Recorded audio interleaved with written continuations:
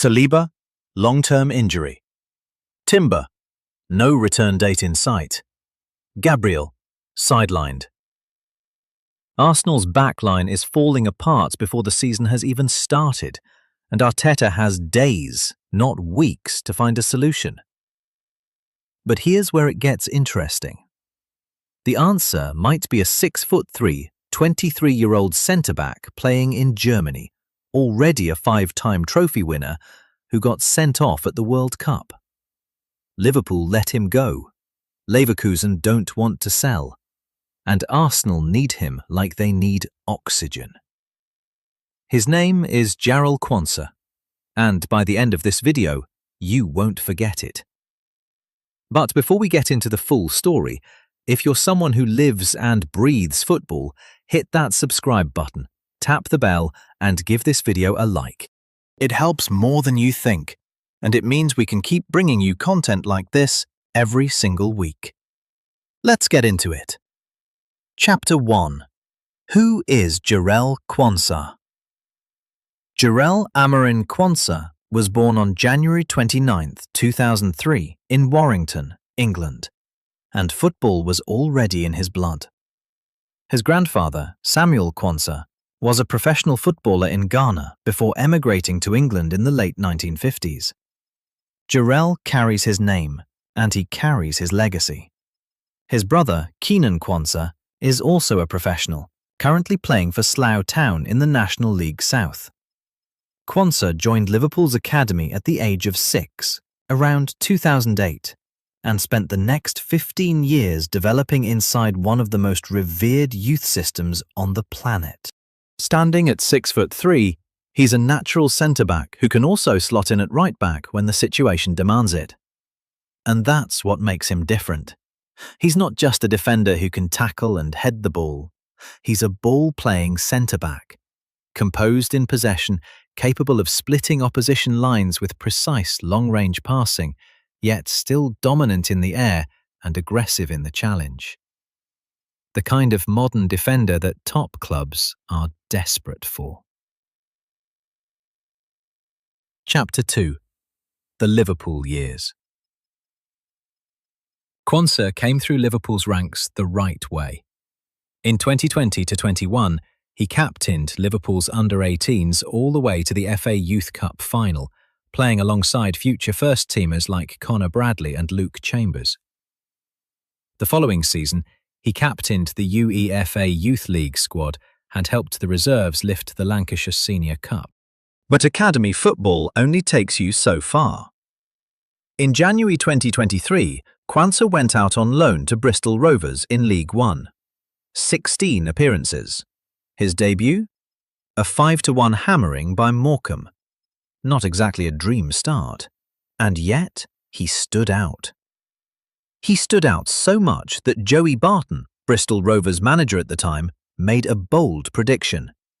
Quansah, he said, will play at the very top of football. Barton was particularly struck by his composure on the ball, a quality that's rare in young centre-backs and almost unheard of at League One level. Back at Anfield for the 2023-24 season, Quansah didn't just knock on the first-team door, he kicked it open. Under Jurgen Klopp, he made his senior debut on August 27, 2023, coming off the bench to replace Joel Matip in a 2-1 win over Newcastle. By December, he'd scored his first Liverpool goal in a 2-1 Europa League defeat to Union Saint-Gilloise. Not the result he wanted, but the personal milestone mattered. Then came the moment that changed everything. In the EFL Cup final against Chelsea, Quansah was introduced in the 106th minute. Liverpool held on to win 1-0, and just like that, at 20 years old, Jarell Quansah had his first major trophy. The 2024-25 season was tougher. Competition for places was fierce, and Quansah managed only 4 Premier League starts. But he was still part of the squad, still in the picture. And on April 27, 2025, when Liverpool dismantled Tottenham 5-1 to clinch the Premier League title, Quansah had a winner's medal around his neck. In total at Liverpool, 58 appearances across all competitions, 3 goals, and 2 pieces of silverware, the Premier League and the EFL Cup. Not bad for a kid from Warrington. Chapter 3. The move to Leverkusen. On July 2nd, 2025, Quansah made the leap. He signed for Bayer Leverkusen on a 5-year deal running through 2030. Fee, £30 million, plus £5 million in add-ons. Liverpool were careful, though. They inserted a buyback clause set at €70 million, roughly £59 million. A safety net, just in case. But Quansah didn't walk into stability. He walked into chaos. Leverkusen's squad had been gutted. Florian Wirtz and Jeremy Frimpong sold to Liverpool. Jonathan Tah gone to Bayern Munich on a free. Captain Lukas Radetzky moved to Monaco. Granit Xhaka off to Sunderland. The team's spine, its leadership group, its identity, all of it had to be rebuilt from scratch. And then the coaching situation collapsed. Erik ten Hag was sacked early in the season and replaced by Kasper Hjulmand. The instability filtered through every level of the club. Leverkusen finished 6th in the Bundesliga, conceding 49 goals in 34 matches and missing out on Champions League qualification entirely. But here's what matters. Quansah himself was not the problem. Far from it. He featured in 43 matches across all competitions, 28 in the Bundesliga, 11 in the Champions League, and 4 in the DFB Pokal, scoring 5 goals. His Bundesliga debut on August 23, 2025, ended in a 2-1 loss to Hoffenheim, but Quansah scored and celebrated with Diogo Jota's trademark celebration, a tribute to his former Liverpool teammate. His average FOTMOB rating across the Bundesliga season was 7.13. For a young centre-back adapting to a new league, a new country, and a new footballing culture, that's more than respectable. That's a statement. Chapter 4. International Pedigree. Quansah was eligible to represent England, Scotland, Ghana, or Barbados through his family heritage. He chose England, and he's been proving that decision right ever since. In 2022, he started every game for England under-19 at the European Championship in Slovakia. He scored the decisive goal in a 2-1 semi-final victory over Italy, then provided the assist for Callum Doyle's equaliser in the final, as England beat Israel 3-1 after extra time. Quansah was named in the team of the tournament. In 2025, he played every single minute as England's under-21s won the European Championship, beating Germany 3-2 after extra time in the final. 2 youth tournaments, 2 trophies, every minute played. And then came the biggest stage of all. At the 2026 World Cup in Canada, Mexico, and the United States, Thomas Tuchel called Quansah into the senior England squad. He started 3 matches. But in the round of 16 against Mexico on July 5th, everything went wrong. A reckless challenge on fullback Jesus Gallardo, a VAR review. Referee Alireza Fagani reached for the red card, violent conduct. FIFA handed Quansah a 2-match ban. He watched from the stands as England beat Norway in the quarter-finals and then lost to Argentina in the semi-finals. England eventually finished 3rd, beating France 6-4 in a remarkable 3rd-place playoff, and Quansah picked up a World Cup bronze medal. It wasn't the ending he imagined, but at 23, with 6 senior caps and a World Cup under his belt, most defenders would trade their entire careers for that kind of resume. Chapter 5. Why Arsenal Need Him. 12:15. Here's the situation Mikel Arteta is staring at right now. William Saliba, one of the best centre-backs on the planet, played through the World Cup with a back problem that had been building for months with France. After the tournament, Arsenal confirmed he'd be out for an extended period, though surgery wasn't required. He's currently in a phase of complete rest, with no timeline for return. Jurriën Timber, who missed the final 2 months of last season with an ankle injury, is now dealing with a groin issue and is unlikely to be fit for the start of the campaign. Gabriel and Cristhian Mosquera are also injured. This isn't a depth problem. This is a crisis. And the Premier League starts next weekend, with newly promoted Coventry City visiting the Emirates on opening day. According to James McNicholas of The Athletic, Arsenal's lead reporter, Arteta needs a centre-back with Premier League experience who can also cover at right-back. Quansah ticks both boxes perfectly. He's played 30 Premier League matches for Liverpool. He knows the intensity, the pace, the physicality. And he's been deployed at right-back at both club and international level. He actually started there for England at the World Cup. Then there's the aerial dimension. At 6'3", Quansah adds an entirely new weapon to Arsenal's set-piece arsenal.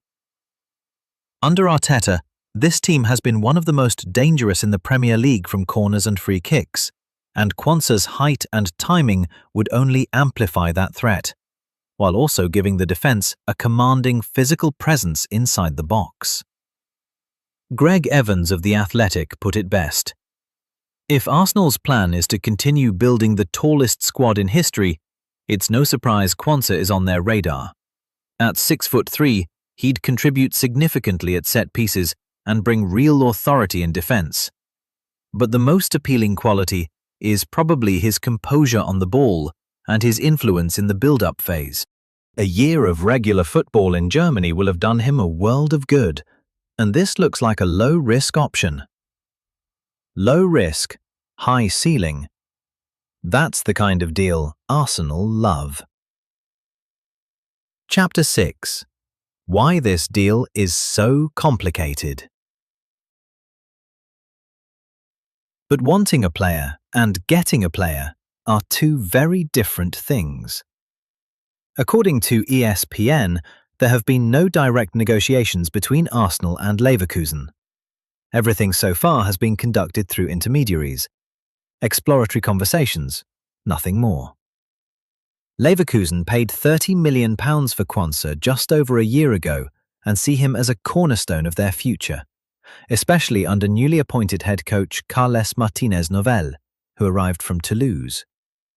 Seb Stafford-Bloor, a journalist specialising in German football, explained the situation clearly. Quansah remains a huge hope for Leverkusen defensively. Nothing that happened last season changed how they view him. They'll be very determined to reject all offers. Both sides are hoping the 2026-27 season will be far more stable. The price? The Athletic reports that Arsenal would need to offer at least €50 million, roughly £43 million, just to get Leverkusen to the table. And even then, the German club could demand significantly more. Here's an interesting wrinkle, though. Liverpool's buyback clause, set at €70 million, has expired. That removes one layer of pressure from Leverkusen. They no longer have to worry about Liverpool swooping back in. Liverpool do retain a matching rights clause, meaning they can match any accepted bid from another club.